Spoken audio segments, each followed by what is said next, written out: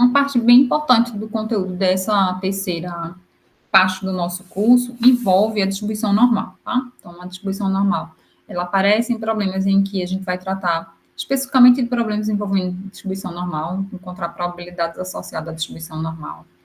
A distribuição normal aparece como pano de fundo quando a gente vai pensar na estimação pontual, quando a gente vai pensar na estimação por intervalo de confiança e também para os testes de hipótese, tá? Então, aprender a fazer leitura de uma tabela de distribuição normal padrão é essencial para que a gente consiga avançar em todos esses conteúdos. Outra distribuição também que a gente vai estar sempre observando é a distribuição T, tá? Principalmente quando a gente está tratando de testes de hipótese para intervalos de confiança. Qual a diferença entre usar a distribuição T e usar a distribuição normal?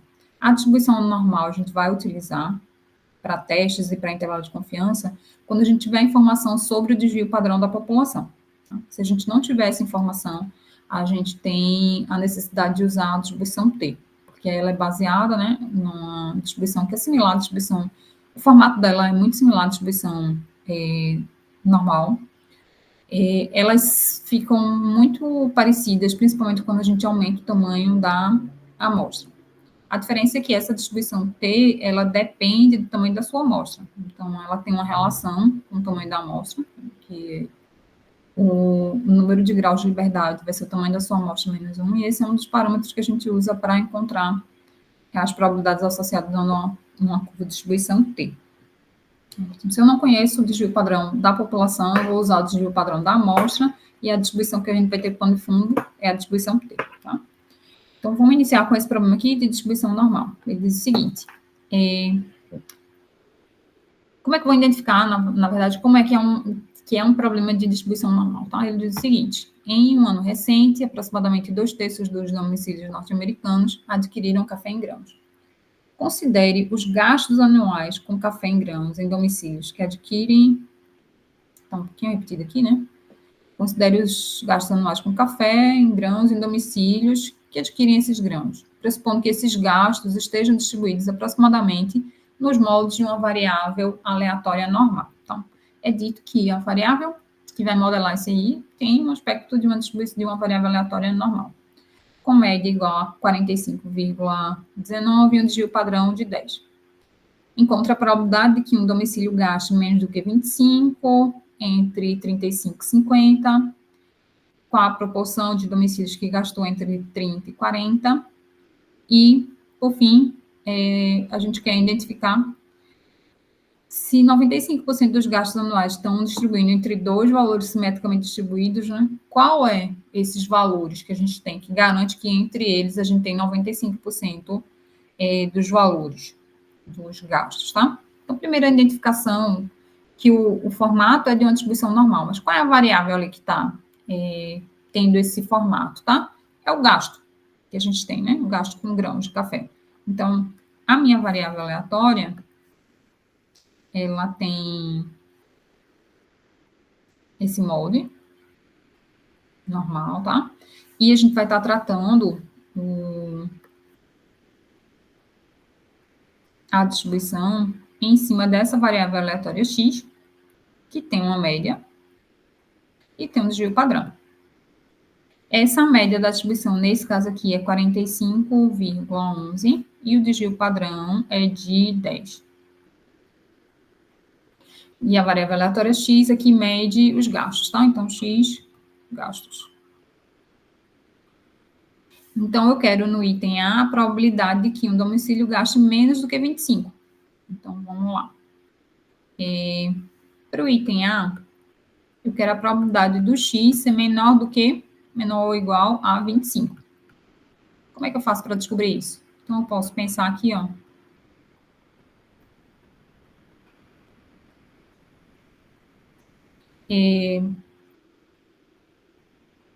Eu sei que essa média aqui é 45,25, então se eu quero um x menor do que 25, ele vai estar por aqui, vai estar anterior.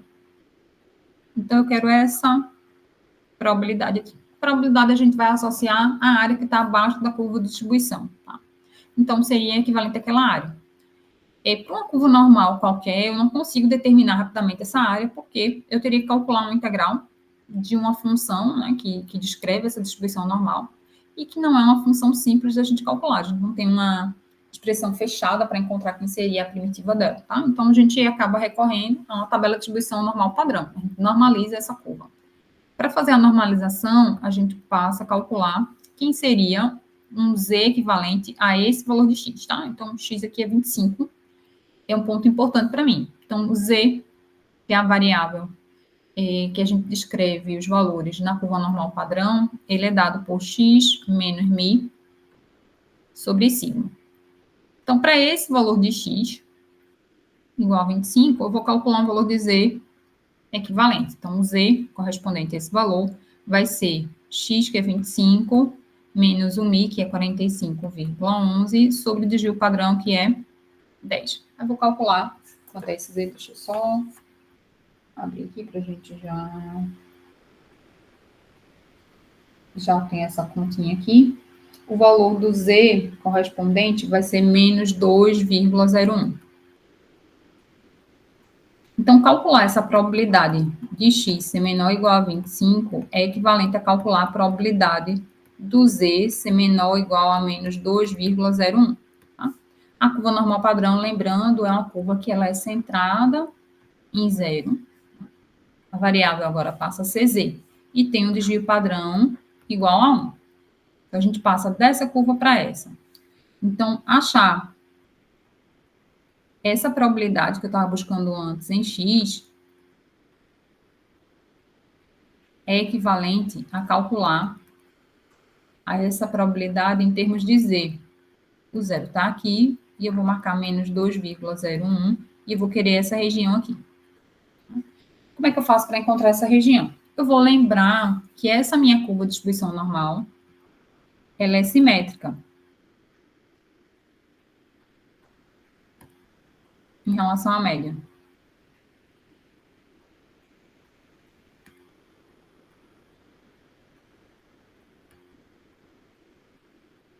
A média da distribuição.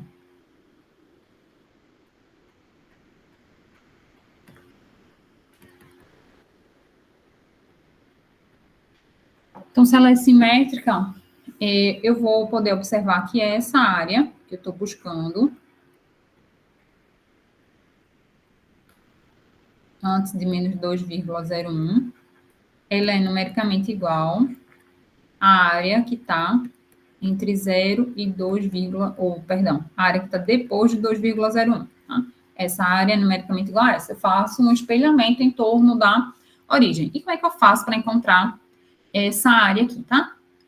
A gente pode relembrar que a curva de distribuição normal, ela tem esse formato aqui de cima, que a gente já comentou, e as tabelas de distribuição normal, elas oferecem para a gente a área entre 0 e um valor positivo de z. Por isso que a gente já fez logo o espelhamento ali do z, tá? Então, eu vou procurar na minha tabela o valor da área aqui no meio, e o valor do z, ele está aqui, né, nas linhas e no topo da coluna.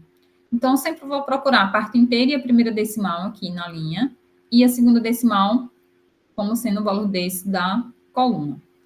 Então, o que eu tenho eu quero a área que está depois de 2,01.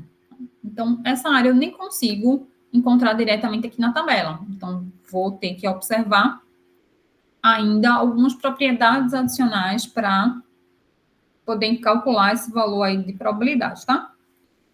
Vamos acrescentar aqui. Então, essa área que eu estou procurando, entre 0 ou depois de 2,01, eu tenho também a propriedade de que a área toda dessa curva, né, entre menos infinito e mais infinito, vale 1. E, como essa curva é simétrica, metade, né, de 0 para infinito vai dar 0,5. Então, se eu quero achar essa área de cauda, isso aqui é numericamente igual à área que vai depois do 0 até infinito, menos a área que vai entre 0 e o 2,01.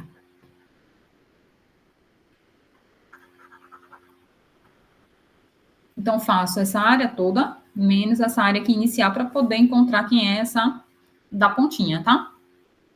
Vou marcar ela até aqui em vermelho. Essa área que eu estou procurando vai ser essa toda, menos essa área inicial.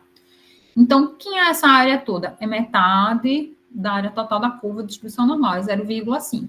Menos. Quem é essa área entre 0 e 2,01? Aí eu consulto a tabela de distribuição normal. Então, vou entrar aqui, ó, 2,0 e a segunda casa decimal é 0,01. Então, eu vou ter 0,4778. Então, essa área é 0,4778. Fazendo essa diferença, a gente vai encontrar 0,0222. Então, a probabilidade do x ser menor do que 25, que é equivalente à probabilidade do z ser menor que menos 2,01, e usando as propriedades de simetria, a gente encontrou aquele valor, nos informa que é 0,222, tá? Então, a probabilidade de x ser menor ou igual a 25 seria 0,0222. No item B, eu quero encontrar a probabilidade de que um domicílio gaste entre 35 e 50. Então, no item B, probabilidade do x está entre 35 e 50. A gente desenha aqui rapidamente a curva de distribuição normal qualquer, a média que está em 45 ponto alguma coisa, o 35 é um número que é antes disso, e o 50 é um valor que é um pouquinho depois da média. Então, eu quero encontrar essa região aqui, em termos de x. O que é que eu vou fazer? Eu vou procurar quem é um valor de z equivalente a esse ponto e um valor de z equivalente a esse ponto. E calcular a área entre eles dois. Então, quem seria o primeiro valor de z que eu estou procurando ali? Tá? É um valor de z correspondente a esse x igual a 35. Então, vou fazer x menos μ, então é 35 menos 45,11 sobre o desvio padrão, que é 10. E o outro, o Z2, ele vai ser 50 menos 45,11 sobre 10. Tá? O valor de Z1 é menos 1,01 e o valor do Z2 é 0,49. Então, a probabilidade que eu estou procurando dos x está entre 35 e 50, é equivalente a calcular a probabilidade do z estar entre menos 1,01 e 0,49. Em termos de área, seria essa região aqui que eu quero. Tá o zero, aqui é menos 1,01 e aqui 0,49.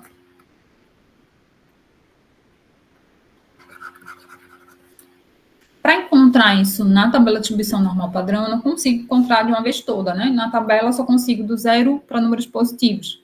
Então, eu vou pensar isso aqui como sendo dois pedacinhos de área, né?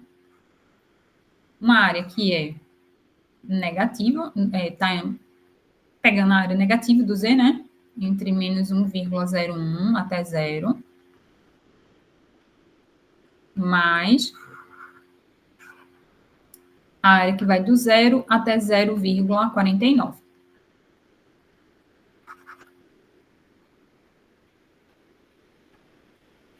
E aí, eu vou lembrar que essa parte aqui, como está na parte negativa do z, eu vou usar a simetria para encontrar o valor. Então, isso aqui seria numericamente, então, usando simetria, tá? A área entre 0 e 1,01, mais a outra área que eu não precisei mexer, só para buscar lá na tabela a área entre 0 e 0,49. Então, agora, eu tenho possibilidade de fazer consultas à tabela de distribuição normal.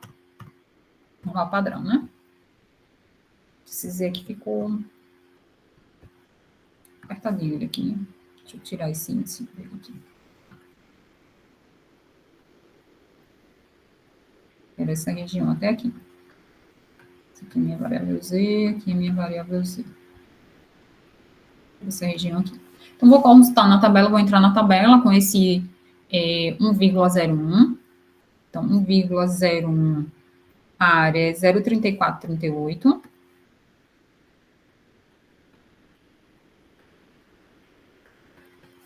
E aqui entre 0 e 0,49, eu vou procurar aqui, ó.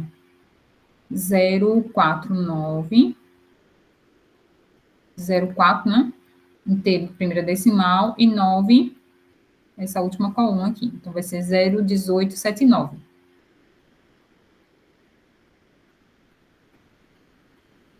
E vou somar esses dois valores. Somando esses dois valores, eu vou encontrar 0,5317. Então, a probabilidade do x estar entre 30 e 50 é de 0,5317, tá? Então, lembra, a gente vai encadeando aqui, né? Essas áreazinhas todas que a gente controla. Então, a probabilidade do x está entre 30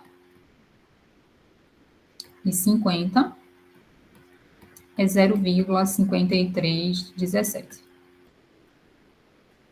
Ok? Para o item C, ele faz a pergunta um pouquinho diferente. Ele quer encontrar que proporção dos domicílios gastou entre 30 e 40.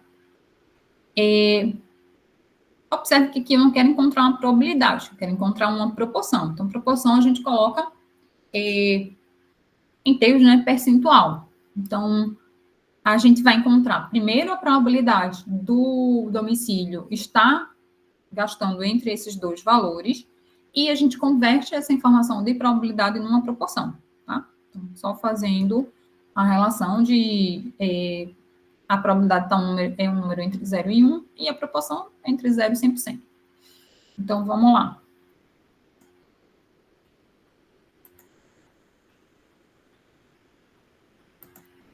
Para o item C, proporção para de x estar entre 30 e 40, né? Para fazer isso, primeiro a gente vai encontrar quem é a probabilidade do x estar entre 30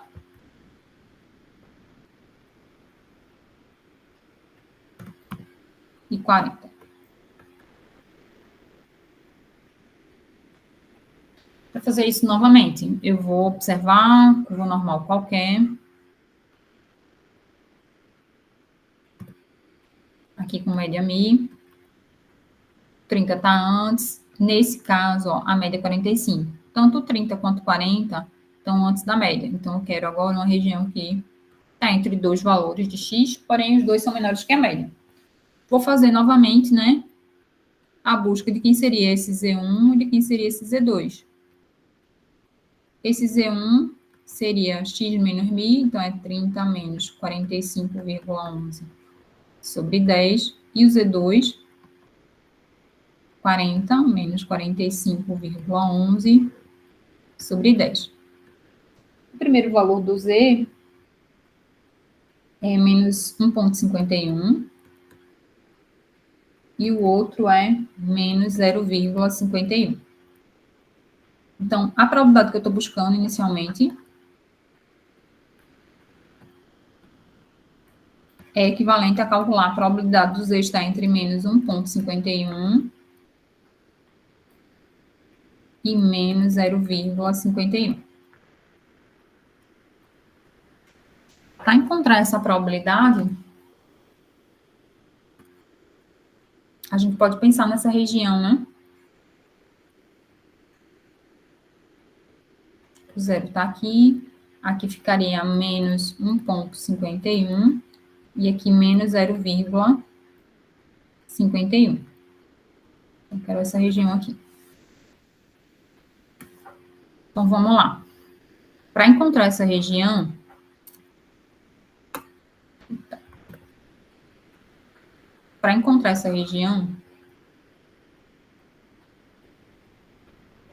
vou precisar fazer umas manipulações aqui.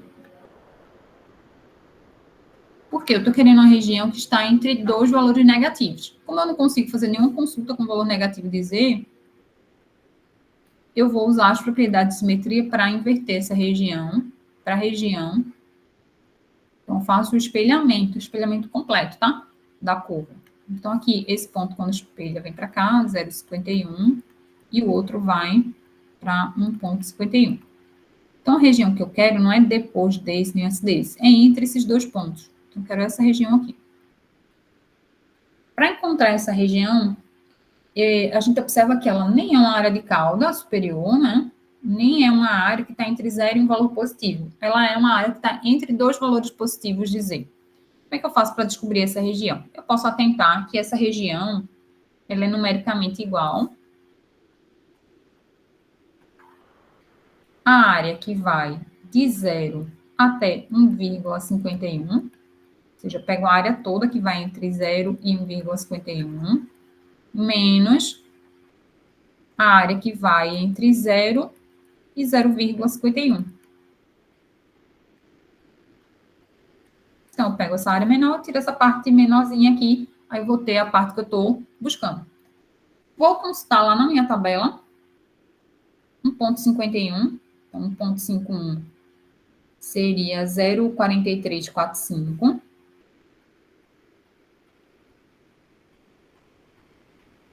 Menos a área que está entre 0 e 0,51. Então, vou entrar aqui 0,5 com 0,195. 50, né? E aí a área que a probabilidade que eu estou buscando é essa aqui, a diferença entre esses dois valores, que dá 0,2395. Então, a probabilidade do x estar entre 30 e 40 é 0,2395. Ou seja, 23,95% dos gastos estão entre 30 e 40, tá? Então, a proporção é de 23,95. Por fim, a gente tem o seguinte, 95% dos gastos anuais estarão contidos entre quais valores simetricamente distribuídos em torno da média da distribuição. Então, vamos ver o que está sendo solicitado.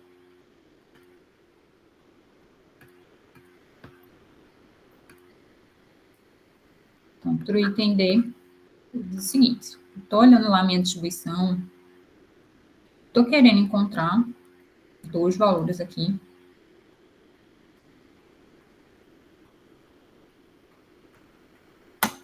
de maneira que essa região entre eles dê 0,95. Tem 95% ali dentro dos gastos, tá? Só que para encontrar isso numa curva normal qualquer, a gente não consegue. Então, o que é que eu vou fazer? Eu vou primeiro encontrar dois valores de Z que me garantam que essa região entre eles seja 0,95. Tá? Então, a área entre esses dois valores de Z, que são simétricos, tá? Esse Z1 é o simétrico desse Z2. Então, por exemplo, se Z2 for 1, esse Z1 seria menos 1, são simétricos, tá? Eles estão à mesma distância. Então, aqui me gera uma área de 0,95. Para observar isso, o que é que a gente tem que verificar? Se a gente está dizendo que esses dois valores são simetricamente em relação à média. Se eu olhar a área entre 0 e Z2, é metade de 0,95. Metade de 0,95 é 0,475. A gente pega 0,95 dividido por 2, a gente vai encontrar 0,475. O primeiro valor que a gente vai procurar é esse Z2, que me gera essa área aqui de 0,475. Então, se a gente for procurar aqui no meio da tabela uma área que seja igual ou muito próxima a 0,475, qual o valor que a gente vai encontrar? Então, se a gente buscar aqui, ó, a gente encontra uma área exatamente igual, 0,475, que é essa área aqui. Isso acontece quando o Z é 1,9 aqui e aqui 6. Então, é 0,475 de área me dá um Z de 1,96. Então, esse Z2, ele vai ser para a gente 1,96. O simétrico dele, o Z1, vai ser menos esse valor, menos 1,96. Joia? Então, esse Z2, ele está associado ao X2 e o Z1 está associado a X1. Então, o que a gente fazia nos itens anteriores era, eu tinha um valor de X, aí encontrava o Z correspondente. Agora, eu tenho o valor do Z correspondente e vou encontrar quem é o X. Como é que eu faço isso? Usando a mesma expressão de conversão. Z é X menos Mi sobre sigma, tá? Então, vamos olhar primeiro para Z2. Estou considerando Z2. Z2 vai ser X2 menos Mi sobre sigma. O meu Z2, ele é 1,96. X2 eu estou procurando. O Mi é 45,11. E o sigma é 10. Então, daqui, eu tenho que fazendo aqui meios extremos, né? X2 menos 45,11 vai ser 1,96 vezes 10. Então, X2 vai ser 1,96 vezes 10 mais 45,11. Então, aqui vai dar 1,96 vezes 10 mais 45,11, 64,71. Para o Z1, eu tenho que Z1 é X1 menos Mi sobre sigma. Então, Z1 é menos 1,96. X1 eu quero descobrir, menos 45,11 sobre 10. Então, X1 menos 45,11 é igual a menos 1,96 vezes 10. E o X1, então, vai ser menos 1,96 vezes 10 mais 45,11. Fazendo essas continhas aqui, o X1 que a gente vai encontrar vai ser 45,11 menos 19,6, 25,51. Então, entre esses dois valores,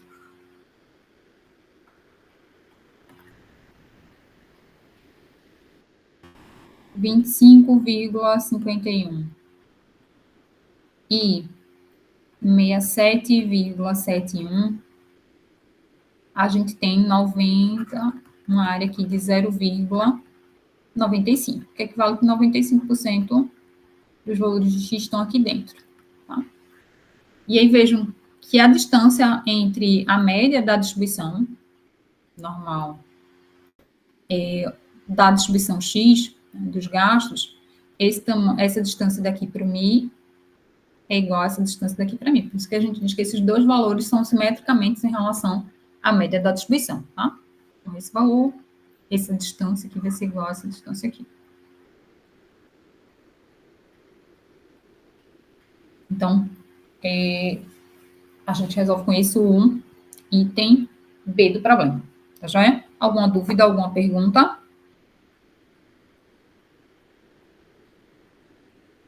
Vou seguir, então, tá? Nessa segunda questão, a gente tem o seguinte: a gente tem um problema onde a gente retoma o conceito do que é uma distribuição de probabilidade, tá? A gente relembra o que é um conceito de... os conceitos que estão atrelados a uma distribuição de probabilidade, e nesse caso, uma distribuição de probabilidade discreta. A gente tem o seguinte: os dados a seguir mostram o número de crianças por idade identificadas como estudantes com dificuldade de aprendizagem. A gente tem que a idade da criança, né, 7 até 12 anos, e o número de crianças que tem em cada uma dessas idades. Suponha que queiramos selecionar uma amostra de crianças identificadas com dificuldade de aprendizagem para um programa de melhoria na aprendizagem. Seja x uma variável aleatória que indica a idade da criança selecionada aleatoriamente. Use os dados para desenvolver uma distribuição de probabilidade, desenhe o gráfico dessa distribuição de probabilidade e mostre que essa distribuição de probabilidade satisfaz as condições necessárias para ser uma distribuição de probabilidade discreta válida, tá? Então, vejam, primeiro a gente tem que retomar o que é uma variável aleatória, tá? Variável aleatória é uma variável que vai descrever o resultado de um experimento, descrever numericamente o resultado de um experimento. Então, a gente quer observar essa variável aleatória nesse problema como sendo a idade da criança. Então, para a gente montar uma distribuição de probabilidade, eu preciso apresentar quais são os valores que a variável aleatória assume e quais são as probabilidades associadas. Nesse caso aqui, a gente tem uma frequência, né? Tem a quantidade envolvida para cada um dos valores que o x assume. Então, o que a gente vai fazer? A gente vai construir a nossa distribuição de probabilidade a partir dessa frequência que a gente consegue observar aí. Então, vejam, a gente tem que existem 30 crianças com 7 anos de idade, 50 com 8 e assim por diante, tá? Então, aqui a minha variável aleatória xi vai representar a idade. Quais são os valores que xi pode assumir? Xi vai ser igual a 7, 8, 9, 10, 11 e 12. Não tem valor para xi menor do que 7, nem tem maior que 12. A nossa amostra só tem essas informações. Então, identificado quem são os valores de xi e sabendo que a gente tem a quantidade associada a cada uma dessas informações de xi, ó, cada um desses valores de xi, eu consigo encontrar uma frequência associada, tá? Uma frequência relativa ao total, ou seja, consigo encontrar quem é a probabilidade associada. Então, para olhar a distribuição de probabilidade, eu vou precisar de informações de xi e de f de xi. Onde esse f de xi vai representar a probabilidade, vai traduzir para a gente qual é a probabilidade associada a esses valores de xi. Então, como é que eu vou encontrar? Primeira coisa que eu tenho que observar é quantas crianças eu tenho aqui no total. Eu preciso somar tudo isso aqui, tá? Se eu somar esses valores aqui, eu vou ter 160 crianças. É o total de crianças. E quanto é que 30 representa dessas 160? Isso vai me dar o valor de f de x e associado a esse valor de idade de 7. A mesma coisa eu faço para os outros, tá? Então, para cá, o que vai acontecer? Para encontrar o f de xi, eu vou observar quanto é cada uma dessas quantidades em relação ao total de crianças que eu tenho. Então, para x igual a 7, o f de xi associado vai ser a quantidade que ela tem de crianças com essa característica em relação ao total. Então, aqui vai ser 30 sobre 160. Mesma coisa eu vou fazer para cada uma das outras idades. 13 não tem, né? Até o 12. Então, aqui, para 8, eu vou ter 50, então, o f de xi é 30 sobre 160. Aqui vai ficar 40 sobre 160. Aqui, 10 sobre 160. 15 sobre 160. E aqui, 15 sobre 160. E aí, quando a gente faz a divisão de cada um desses valores, a gente tem que ter um pouquinho só de atenção no seguinte. Lá no último item, eu vou precisar verificar algumas condições que garantem que isso aí vai ser uma distribuição de probabilidade válida, tá? Então, quando eu for fazer algum tipo de arredondamento, eu tenho que atentar para respeitar as condições que vão ser colocadas lá no final. Então, no primeiro momento, o ideal é que eu nem faça um arredondamento, tá? Porque aí a gente vai ter exatamente qual é o valor dessa probabilidade, qual o valor que a função de distribuição de probabilidade está assumindo, cada um desses valores de xi. Só que, para a gente montar o gráfico, que é o que ele pede lá no item seguinte, né? Desenhe o gráfico da distribuição. Desenhar o gráfico com esses valores aqui, às vezes, não é tão fácil da gente visualizar. Então, às vezes, a gente acaba fazendo a divisão desses valores para ter uma noção melhor de como é o valor que a gente vai colocar lá no gráfico da gente, tá? Então, vê só. Para desenhar o gráfico, a gente vai montar um gráfico.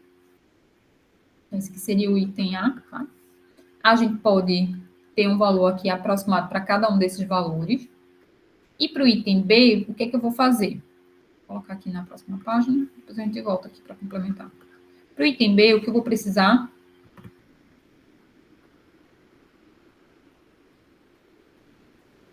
é um gráfico de xi em relação a f de xi. Então, a distribuição de probabilidade dela também pode ser dada a informação graficamente através disso aqui. Então, para xi, eu tenho alguns valores específicos aqui. Xi é 7, 8, 9, 10, 11, 12. Tá? Então, esses são os valores que xi assume. O que é que eu vou colocar aqui para desenhar o gráfico? A altura, né, o valor que a minha função assume aqui, vai representar uma barrinha aqui indicando graficamente essa frequência relativa que a gente tem associada às probabilidades, tá? Então, por exemplo, quando a gente observa aqui, o maior valor que a gente tem seria esse 50 sobre 160. Então, quando eu for desenhar, essa barrinha aqui precisaria ser um valor maior, tá? De altura. Vamos fazer aqui a indicação de quanto seriam esses valores para a gente ter uma noção exatamente como a gente desenharia. Se eu for colocar todas as casas decimais, isso aqui vai ser 0,1875. Aqui é 0,3125. Aqui é 0,25. 0,0625. 0,09375. E aqui 0,09375. E aí, esses valores, quando a gente vai colocar lá, a gente pelo menos tem uma noção, assim, da ordem de magnitude, tá? Então, o maior valor, de fato, é esse. Depois vem esse aqui, em 9. Depois esse aqui, e aí a gente vai ordenando, tá? Então, aqui a gente poderia... A maior barrinha seria essa.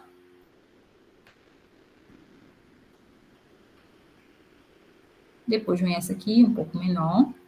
Aqui é aproximadamente 0,31, aproximadamente 0,25. E depois seria esse aqui, 0,18. Então, esse aqui é um pouquinho menor.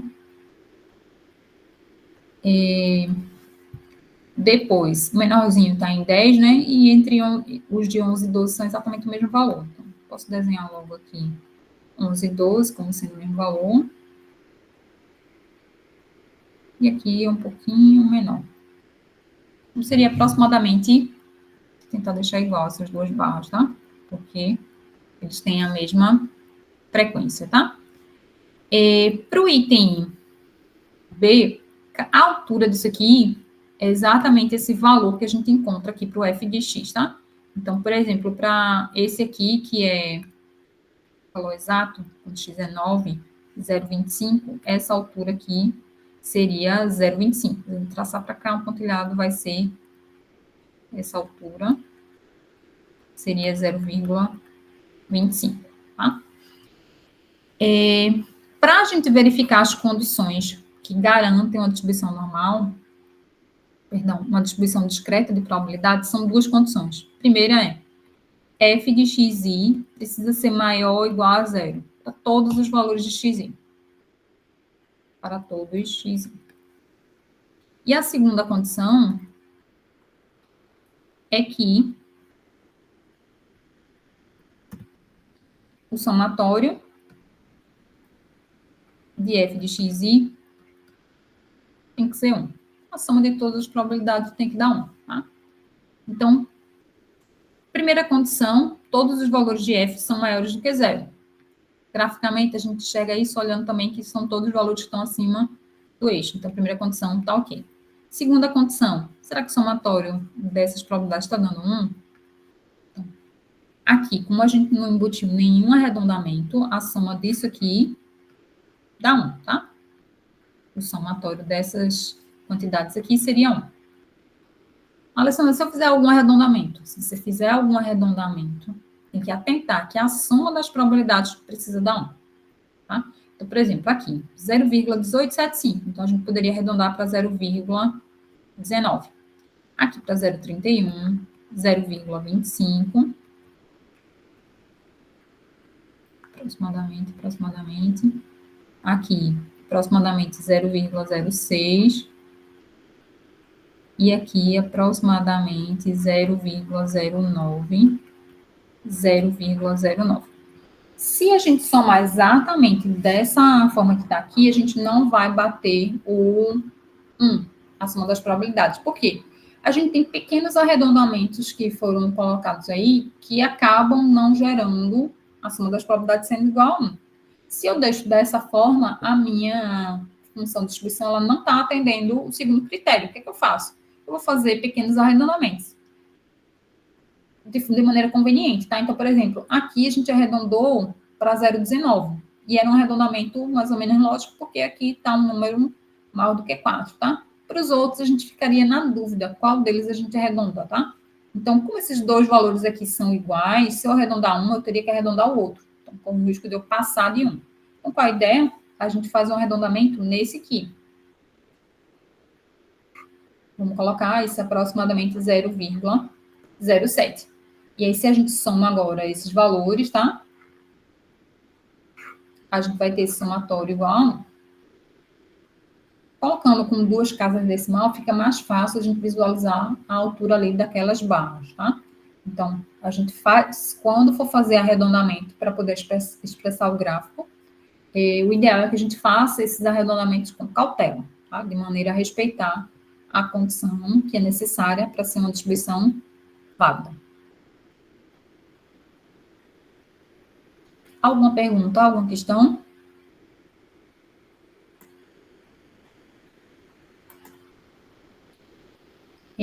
Um outro problema proposto seria esse aqui, que a gente revisa a parte de intervalo de confiança, tá?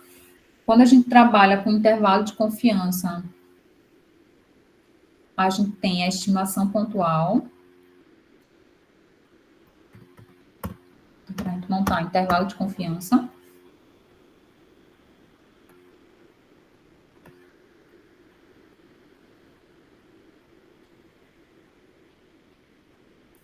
A gente tem a estimação pontual.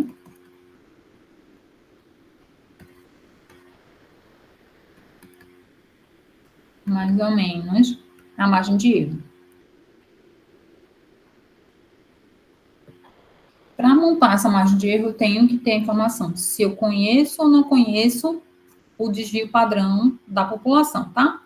Para o nosso problema, a gente tem que informações. Eu tenho aqui que a pesquisa feita com funcionários da empresa Sorriso revelou que o salário médio após um ano de trabalho era de 5 mil. Suponha que a pesquisa tenha usado uma amostra de 70 pessoas e suponha que o desvio padrão da população seja de 1.500. Qual é o intervalo de confiança a 99% relativo ao salário médio dos funcionários da empresa Sorriso após um ano de trabalho?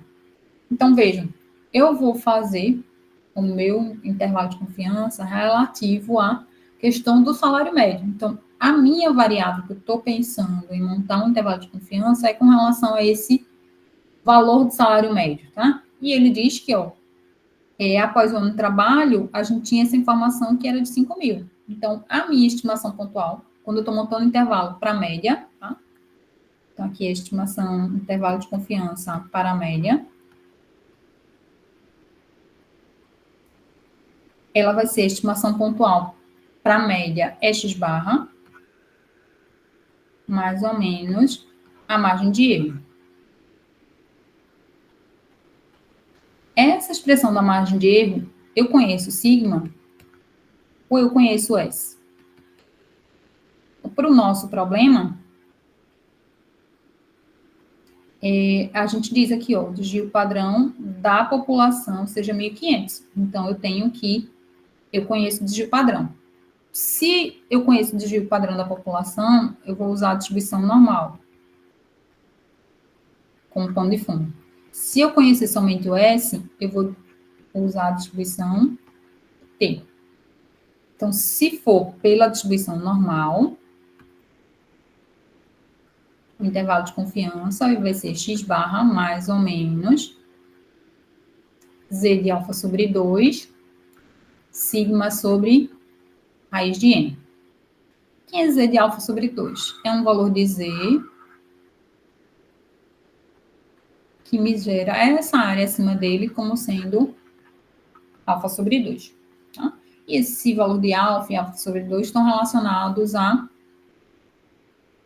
o grau de confiança que eu quero obter, tá? Então, para o nosso problema, a gente vai usar com sigma conhecido.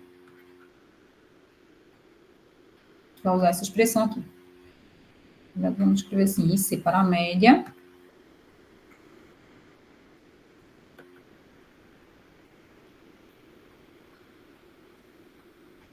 Com sigma conhecido. Nesse caso aqui, a gente quer 99% de confiança. Se eu quero 99% de confiança, isso implica que 1 menos alfa é 0,99. Que implica que o alfa vai ser 0,01. E metade desse valor, alfa sobre 2, é 0,005. Então, eu quero descobrir um valor de Z que me gere essa área de cauda.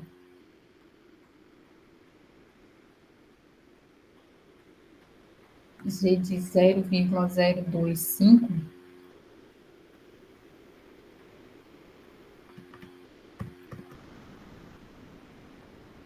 Z de alfa sobre 2, é um Z que gera essa área de 0,025.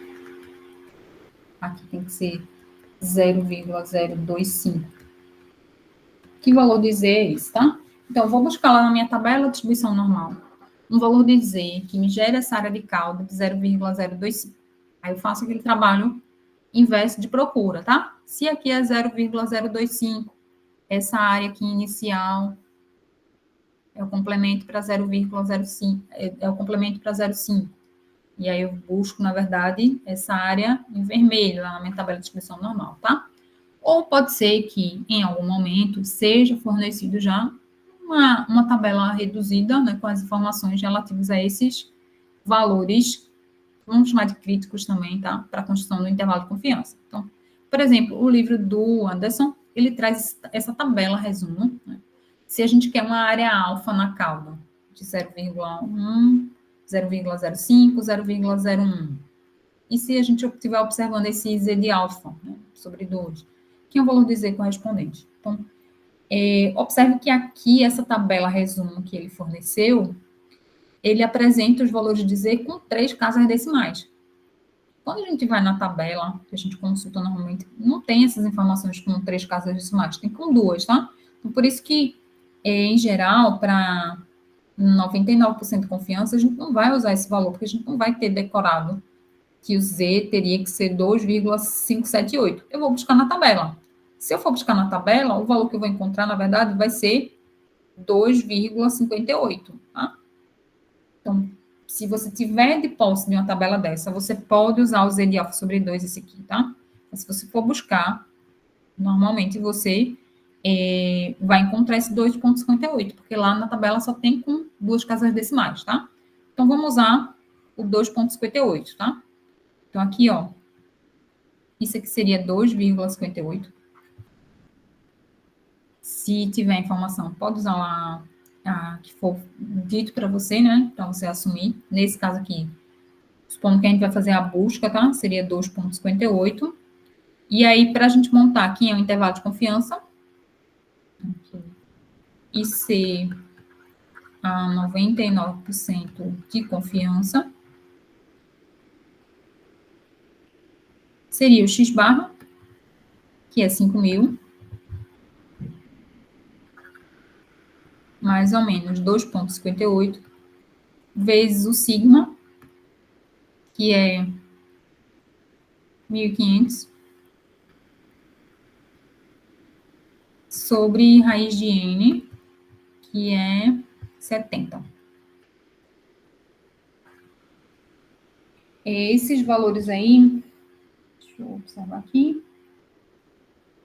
a gente vai encontrar 5.000, mais ou menos 462,55, e o intervalo de confiança, ele vai ser de 4.537,45 a 5.462,55. Então, meu intervalo de confiança seria esse, a 99%, tá? Dependendo de como aparecer em literaturas que vocês possam vir a consultar, às vezes ele expressa, de fato, o intervalo dessa forma aqui.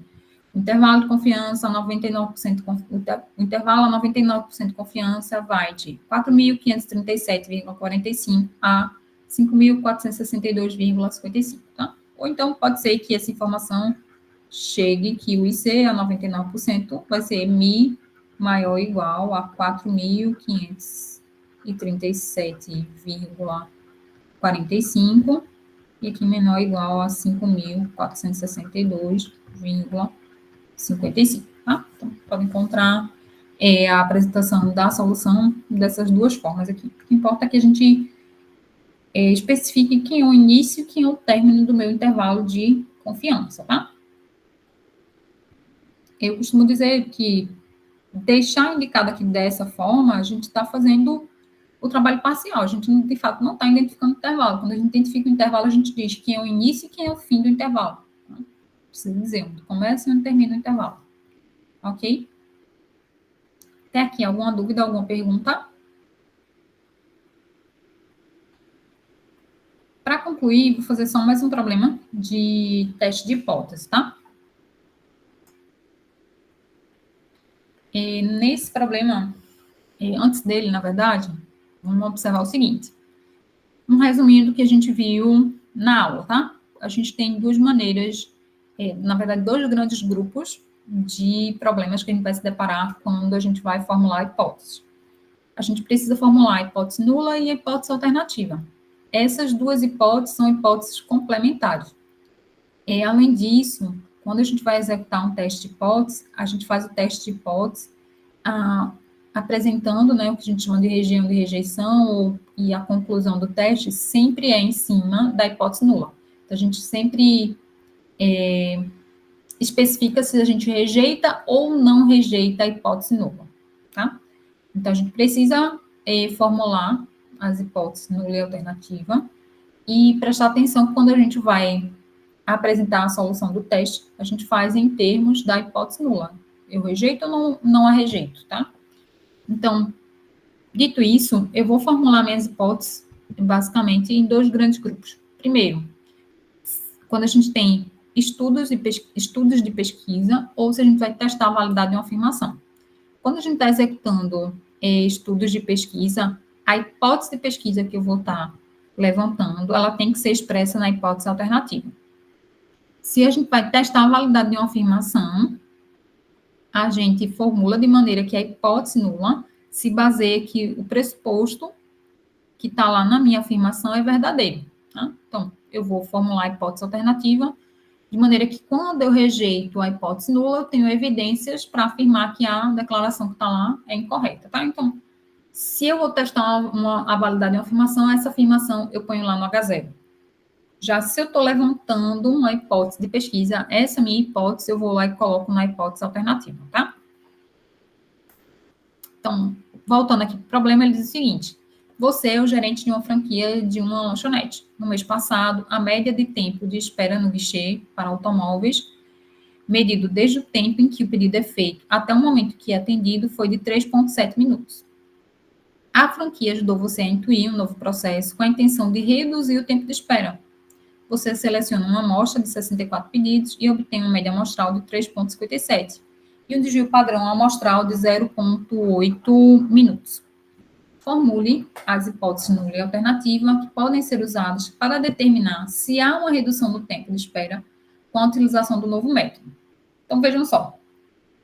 A gente não tem nenhuma afirmação, tá? A gente está fazendo um levantamento, a gente tem essa expectativa de que a gente vai ter uma redução no tempo do pedido quando a gente tiver a aplicação de um novo método.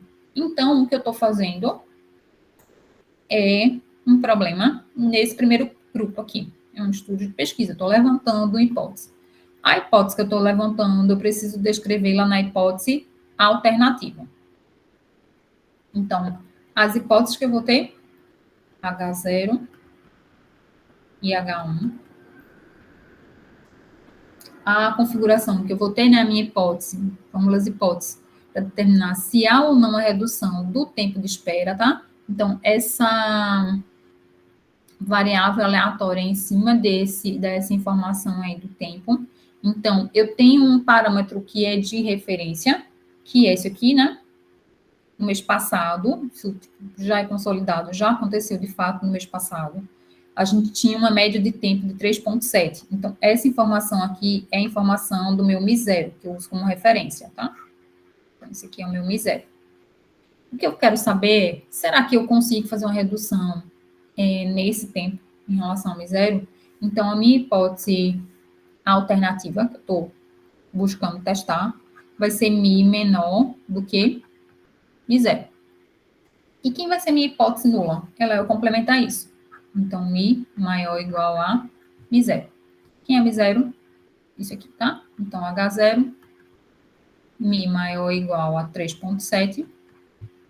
H1, Mi menor ou igual a, Mi menor que 3,7. Então, hipótese nula e hipótese alternativa. Meu item A.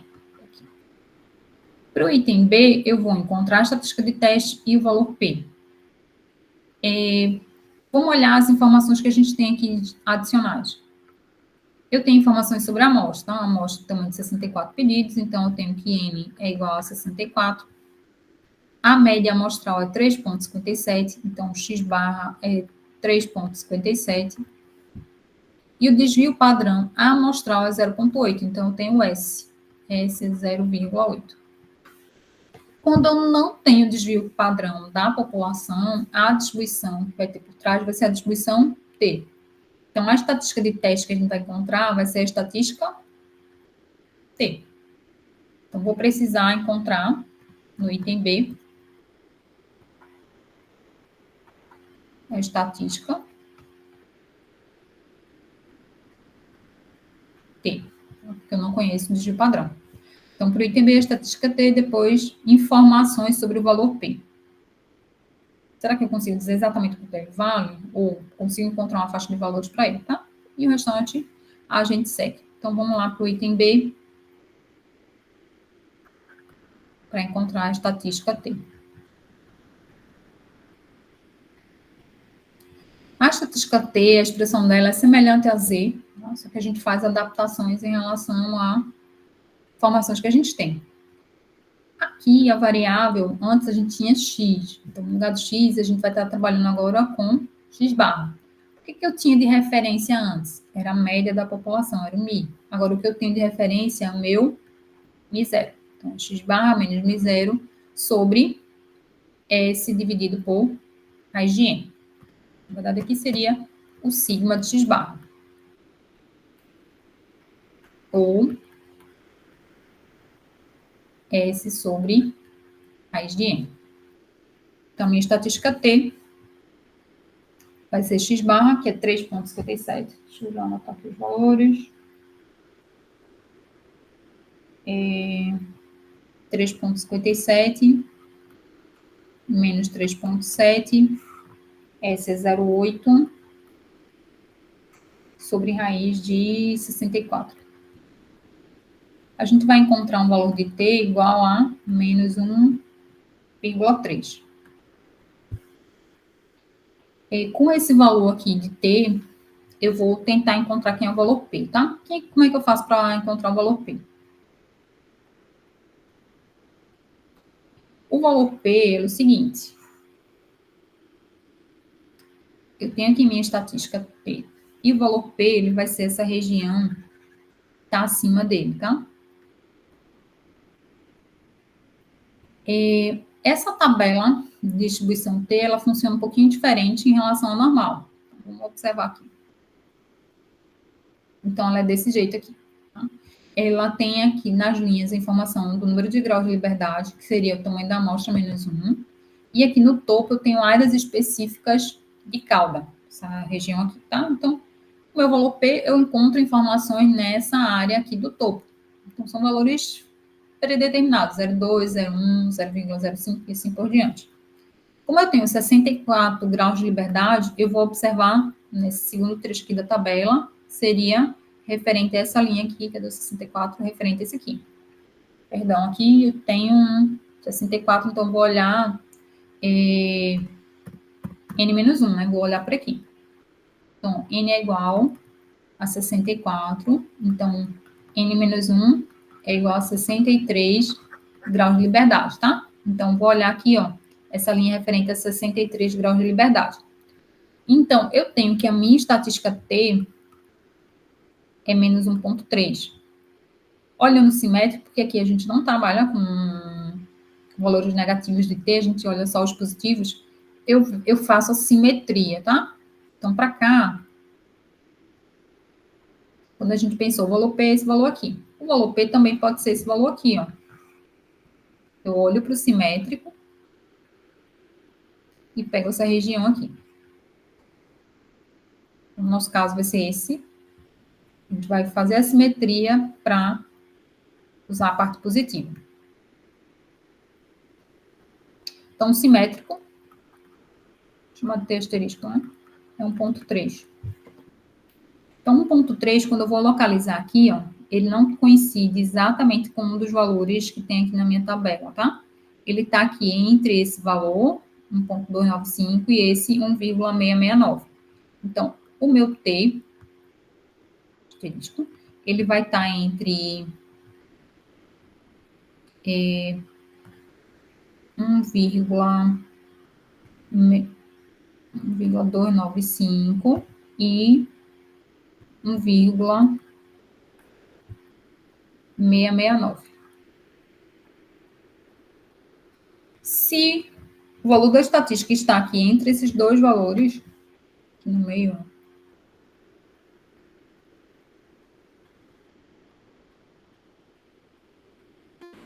o meu valor P, ele está entre esses dois valores, entre 0,1 e 0,05. Então, isso implica que o P vai estar nessa faixa. Então, P é maior do que 0,05 e P é menor que 0,1. Eu não consegui dizer exatamente quanto vale o P. Eu consigo achar que o P está numa faixa de valores, tá? Então, P está nessa faixa.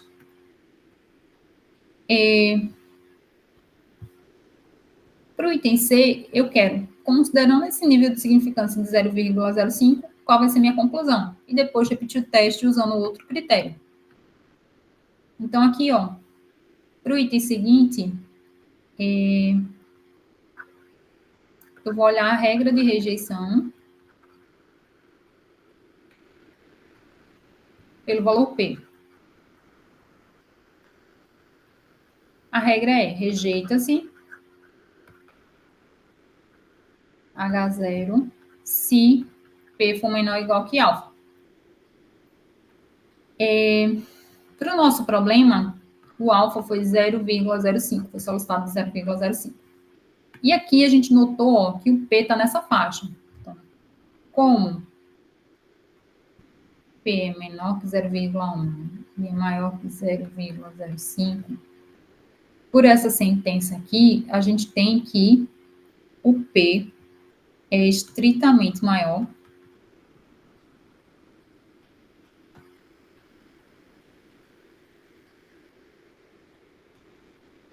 que 0,05. Se ele é sempre maior que 0,05, tem como ele ser menor do que alfa? Não. Se não tem como, a gente não vai poder rejeitar. 0,5 como o P, este também não é 0,5, não rejeita CH0. Eu não posso rejeitar a hipótese nula, tá? Para o item seguinte, eu vou olhar a regra de rejeição.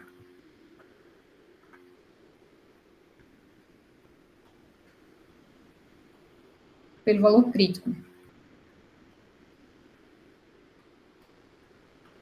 O teste que a gente tem é um teste de cauda inferior, porque o valor da estatística ele foi negativo, né? Então, estou lá na cauda inferior. A regra vai ser, rejeita-se H0 se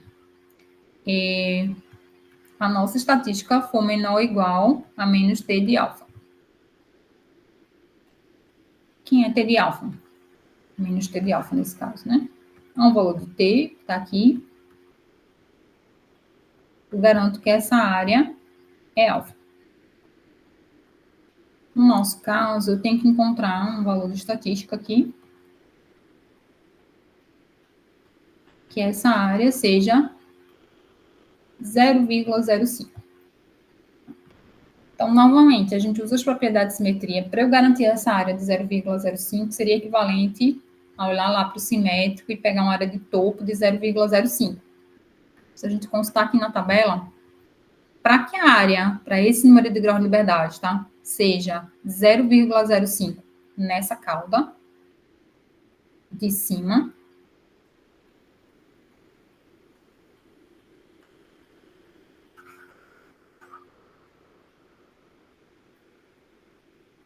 aqui seja 0,05, esse valor de T de alfa seria 1,669.